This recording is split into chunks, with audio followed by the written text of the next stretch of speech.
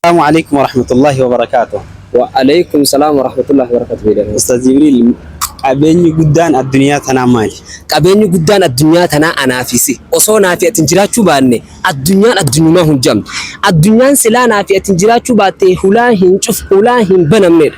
Saniifuu naafi atin qabeenya guddaa addunyaa tanaati. Addunyaa tana gubbatti osoo warqiin addunyaan jechuun osoo warqii qabaachuun isiidha addunyaa caaltuu addunyaa guddoo keessi godhu taate Afrikaan biyyoota addunyaa tanaa hunda keessaa matarra jirti. Biyya warqii qabeenya hundaan badhaatu taate waan taateef garuu warqii qabaachuun isii biyyoota guddoo isiin goone nama baratee dhabuun isiidha biyyatti isii deebise. Saniifuu namatu warqii caalaa warqiin ilma namaa barbaaddee takkaan argan namni garuu warqii barbaaddee argatee jira.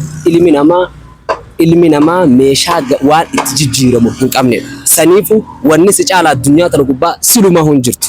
Saniif yoo ati if jijjiirte nama addunyaa tana jijjiiruu qabda. Wanni si galuu qabu addunyaa guddatte keessa hin jirru addunyaa guddataa jirtu keessa jirra. Saniifuu guddachuudha qabna kaanee waliin nagara naaf.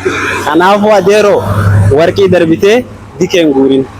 Wassalaamu alaikum.